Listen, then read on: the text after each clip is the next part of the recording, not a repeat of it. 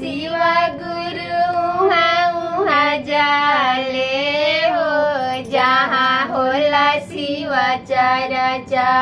शिवा गुरु उहाँ जाले हो जहाँ होला शिवा चर्चा। होला शिवा चर्चा बहिना होला शिवा चर्चा। होला शिवा चर्चा शिष्या होला शिवा चर्चा। शिवा गुरु उहाँ जाले हो जहाँ होला शिवा चर्चा।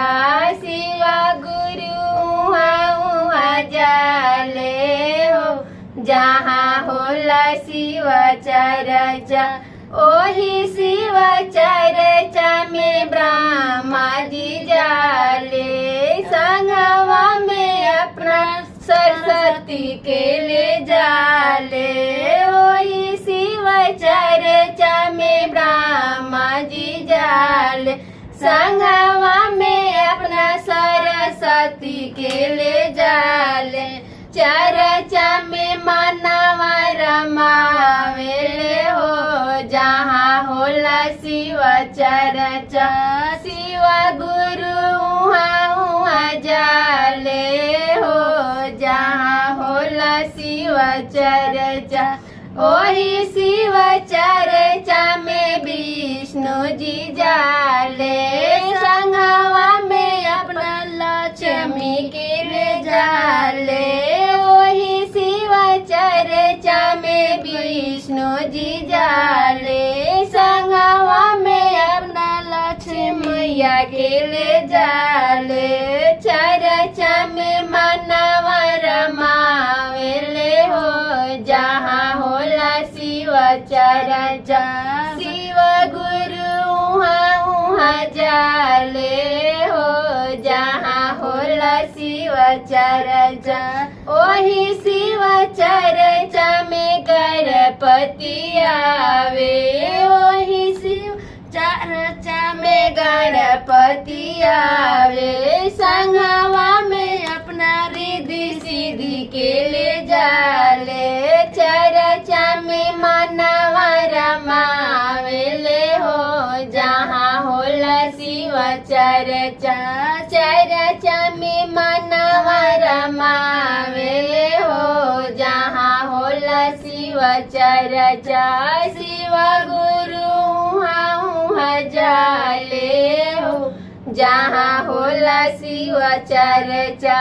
शिवा गुरु उहाँ जाले हो जहाँ होला शिवा चर्चा। होली शिवा चर्चा में राम जी जाले संगवा में अपना सीता के ले जाले।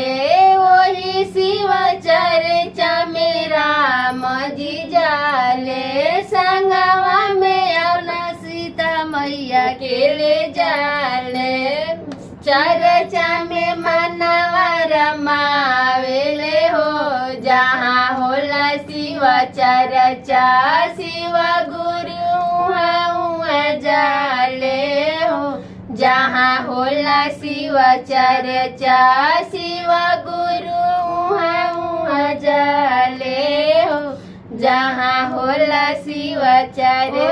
शिवा चर्चा में कृष्ण जी जाले संगवा में अपना राधा रुक्मिणी के ले जाले। वही शिवा चर्चा में कृष्ण जी जाले संगवा में अपना राधा रुक्मिणी के ले जाले। चर्चा में मानवा रमावे हो जहाँ होला शिवा चर्चा। शिवा गुरु उहाँ जाले हो जहाँ होला शिवा चर्चा। ओही शिवा चर्चा में हरिंदर भैया जाले संगवा में इलम दीदी के ले जाले।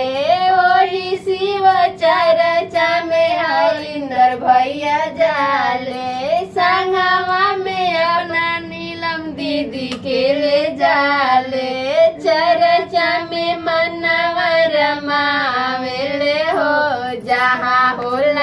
शिव चर्चा शिव गुरु उहाँ उहाँ जाले हो जहाँ होला शिव चर्चा शिव गुरु उहाँ उहाँ जाले हो जहाँ होला शिव चर्चा।